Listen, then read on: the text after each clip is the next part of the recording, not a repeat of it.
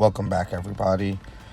Looks like we have another tub and surround. This is a one piece, and as you can see, they had some paint poured in there. Now, this is a brand new tub and surround, so I had to do a little bit extra on this job. But it was mainly the paint. As you can see, I'm scraping the crap out of it. Another contractor had come in and painted the ceiling and the walls, and they did some grout work in the kitchen, and they emptied out their buckets. The paint was the main thing. Like, they emptied them out in the tub, and they didn't clean it. And I think it was a disgruntled employee. It wasn't actually the contractor. It was just the employee. I think he quit that day, but he did a crap job. So he kind of screwed over his boss and then screwed over the homeowner, which is a shame. You really got to watch out who you hire, because you never know what they're going to do for you. So basically, after scraping all the paint off, I got to sanding. And as always, I do the little corners and all the edges. But on this one, I wanted to make sure I didn't miss anything. So I literally hand sanded the whole tub and surround. And then I hit it with the sander. Now, for this job, and for most jobs, I'm hitting that with a 150 grit. So not to dig into the fiberglass too much, because then my sand marks will show through the paint. I won't be able to fill those deep scratches. And then when I hit it with the sander, I hit it with 220. Which will furthermore, it'll still rough up the tub, but it'll definitely make those scratches disappear. So it'll dull up the tub, but you won't see them as scratches. Now, another thing I want you guys to understand, when I do this, I always do with the sander, I always do the tub first. And the reason being is because that's going to build up some dust. And if I do the walls first, when I go to do the tub will be full of dust. I kick on that sander and it's just going to blow everywhere. Now, I know I'm running the air, but it'll blow back in your face. So I just basically work my way up, and I break it up into 4 sections. I do the tub, then I do the bottom half of the walls, and then I do the top half of the walls. And then after that, I just turn around and reach over, and I do the outside of the tub.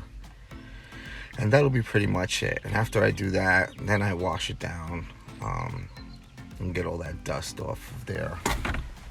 But there I am doing the outside, and that's pretty much it for the labor part of it.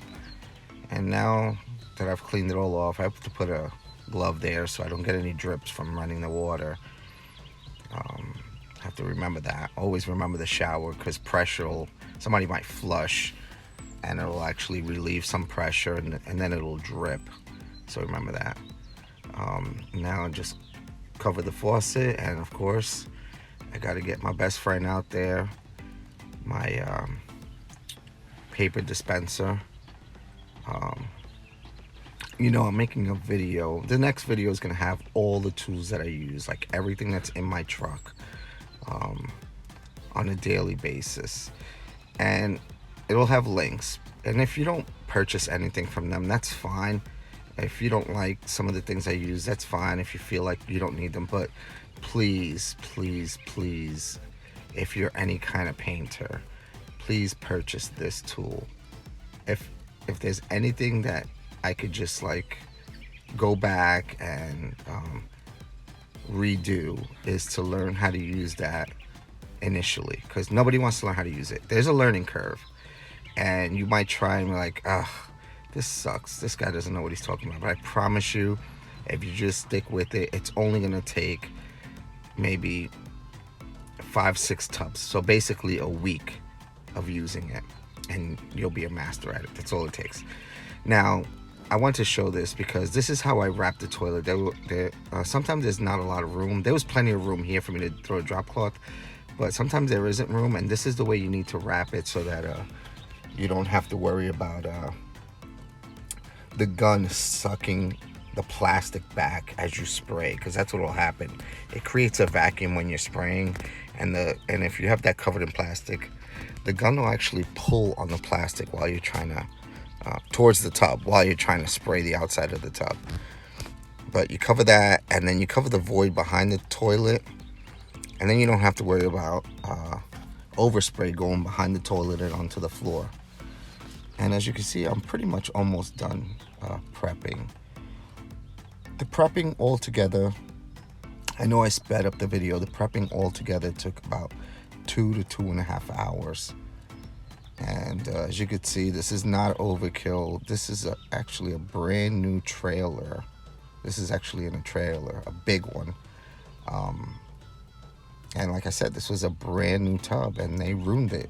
They did some bad work in the kitchen also.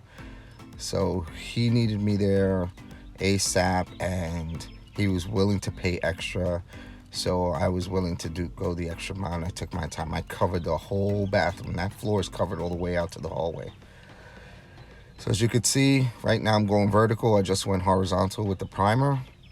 And yes, it's the same exact thing I do on every video.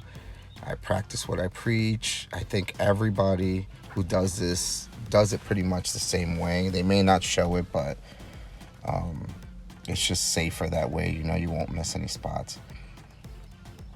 There I am going. This is now the top coat, as you can see from the lines up above my right shoulder that it's shinier. Now I think I'm gonna hit this a third time. This is the second coat. I'm not sure if this was the one, but there's a reason for it. Yeah, I think I do put a third coat on this. Kind of want to put it on heavy. Now what I did here especially for this job is I put it on the walls, and I'm actually moving slower. And before I get to the tub, I stop and I blow air on it to avoid any runs, because I know that there's a fine line between making it extremely shiny and the paint running on you. And I went to that line. And you'll see in a minute why. Now I'm just, I gave the bottom enough time to air out so that if any debris was in there, and there was a couple of things in there, I could pick it out and then spray the tub. And that's pretty much it. There was a third coat on there, and he got his third coat because I wanted to make it look like a brand new tub, just a different color, because that's what it was. And as you can see, it's extremely shiny. And that's it, fellas. I am done. I'm sorry, ladies and gentlemen, I am done. Now I'm just tearing down, and I just work my way backwards. I wrap up the drop cloths, and I start pulling the outside paper from the tub, and then from there I pull what's on top and the shower curtain rod, clear it out, and that's pretty much it. I'm done with this job. This took a total of 4.5 hours, I think. There was about a good 20 to 30 minutes of me talking to the customer. I did not want to finish this in 2-3 hours, but here it is. Now I'm going to show you why I put that extra coat. Look how shiny I have it. You want to know why? You see that window? That's the window there. Now, if I had any imperfections, it would show every time they open up that door. So I wanted to make sure it was completely shiny, just a different color, because the walls were extremely shiny before I started this job. And that's it, man. That's it. I am done. I hope you guys are planning on doing this. You could start part-time. If you have a job that works Tuesday to Saturday, you could just do these jobs on Mondays, and that's it. Just be available 1 day a week until you got 2 tubs to do, and that'll pretty much fill up your whole day. Thank you for watching, and stay tuned for the next video, which will have tools and links.